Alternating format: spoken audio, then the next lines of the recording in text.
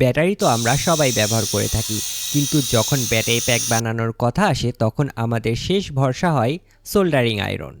কিন্তু জানেন কি, সোল্ডারিং করার সময় অতিরিক্ত তাপ আপনার নতুন ব্যাটারি আয়ু 30 থেকে 40% পর্যন্ত কমিয়ে দিতে পারে। মানে কি দাঁড়ালো, টাকা দিয়ে নতুন ব্যাটারি কিনলেন কিন্তু ব্যবহার করলেন পুরনো ব্যাটারির মতো। তাই আজ আমি দেখাবো একদম লো বাজেটে একটা ভালো সোল্ডারিং আয়রনের দামে কিভাবে বানাবেন নিজের স্পট ওয়েল্ডিং মেশিন, যেটা যে কোনো 12 ভোল্ট ব্যাটারি দিয়ে চালাতে পারবেন। তো চলুন শুরু করি। এখানে আমি ব্যবহার করেছি 12 ভোল্ট 9.5 এইচ একটি ব্যাটারি। এর চেয়ে ছোট ব্যাটারি কেউ ব্যবহার করবেন না। যত বড় এইচ ব্যবহার করবেন ওয়েল্ডিং তত শক্তিশালী হবে। স্পট টাইম কন্ট্রোল করার জন্য ব্যবহার করছি এই টাইমার মডিউলটি। দাম 150 থেকে 200 টাকার মতো। পিছনে সব টার্মিনাল লেখা আছে, কানেকশনের সময় বুঝিয়ে দেব। এবার আসি গুরুত্বপূর্ণ অংশে। এটা হলো মোটরসাইকেলের স্টার্টার রিলে। স্পট ওয়েল্ড করার সময় প্রায় 100 থেকে 150 এম্পিয়ার কারেন্ট লাগে, কিন্তু আমাদের টাইমার রিলে সর্বোচ্চ 10 এম্পিয়ার দিতে পারে, মানে 10 থেকে 15 গুণ বেশি কারেন্ট দরকার। তাই আমরা ব্যবহার করব এই স্টার্টার রিলে, যেটা সহজেই 150 থেকে 200 এম্পিয়ার কারেন্ট হ্যান্ডেল করতে পারে। এর দাম 300 থেকে 350 টাকার মতো। টাইমার অ্যাক্টিভ করার জন্য লাগবে একটা পুশ বাটন এবং অবশ্যই হেভি গেজ কেবল ব্যবহার করবেন। কেবলটা যত মোটা হবে ফল তত ভালো হবে। সব কম্পোনেন্ট এক জায়গায় রাখার জন্য আমি 3mm পিভিসি শিট দিয়ে একটা বক্স বানাচ্ছি। এখানে মাপ আপনারা দেখুন।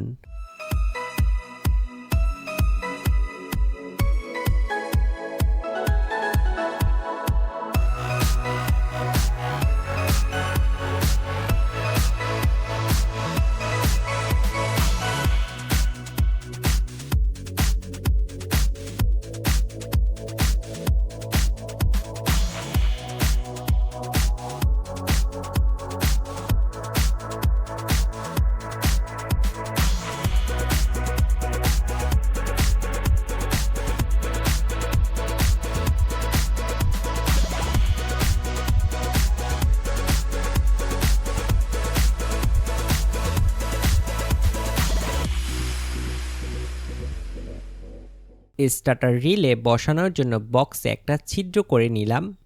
নেগেটিভ লাইন সরাসরি ব্যাটারি থেকে বের হয়ে যাবে। পজিটিভ লাইন প্রথমে ব্যাটারি থেকে রিলেতে যাবে, এরপর রিলে থেকে আবার বের হয়ে ওয়েল্ডিং আউটপুটে যাবে।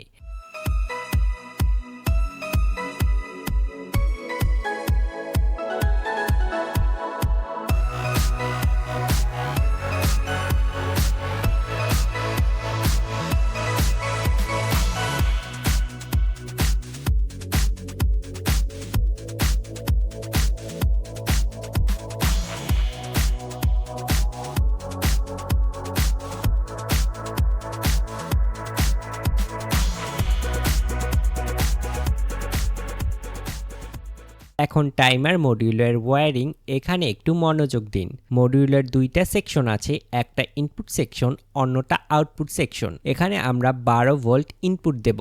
প্রথমে গ্রাউন্ড এবং ট্রিগার গ্রাউন্ড শর্ট করে দিলাম একটা ছোট্ট তারের মাধ্যমে। তারপর পুশ বাটন লাগালাম ট্রিগার এবং ভোল্টেজ ইনে।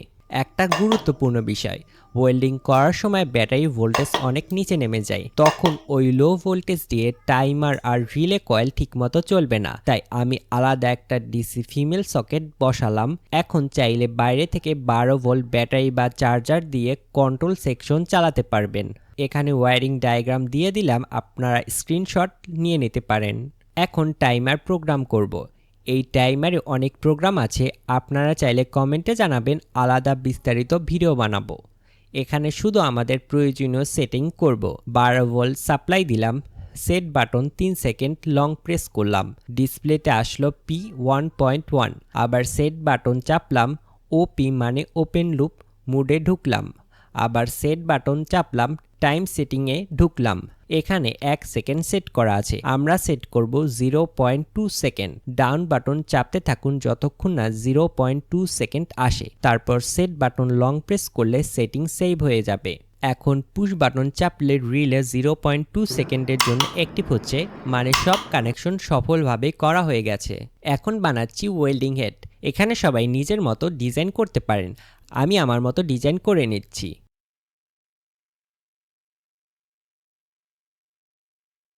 আমি মাঝখানে কেটে পুশ বাটন বসানোর জন্য জায়গা করে নিলাম। এরপর ড্রিল মেশিন দিয়ে ছিদ্র করে পুশ বাটনটা সেট করে দিলাম। কপার ইলেকট্রোড ব্যবহার করা খুব জরুরি।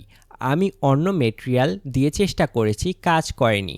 কপার রড দাম বেশি, তাই সস্তা একটা অল্টারনেটিভ বলে দিচ্ছি। কপার সোল্ডারিং লিড ব্যবহার করতে পারেন। এটার মাথা সুচালো করে নিন স্যান্ড পেপার দিয়ে। পিছনের অংশটা হাতুড়ি দিয়ে চ্যাপটা করে ছিদ্র করে নিন। তারপর নাট বল্টু দিয়ে 2টা ইলেকট্রোড লাগিয়ে নিন। এটা হচ্ছে আমাদের স্পট ওয়েল্ডিং এর ফাইনাল লুক। এক্সটার্নাল 12 ভোল্ট দিলাম কন্ট্রোল সেকশনের জন্য। ব্যাটারি কানেক্ট করলাম। সুইচ চ্যাপ্টার রিলে কাজ করছে। এবার ওয়েল্ড করি।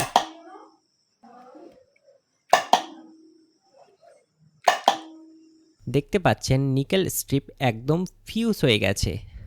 টান দিলেও খুলছে না, মানে আমাদের low budget spot welding machine সফলভাবে কাজ করছে।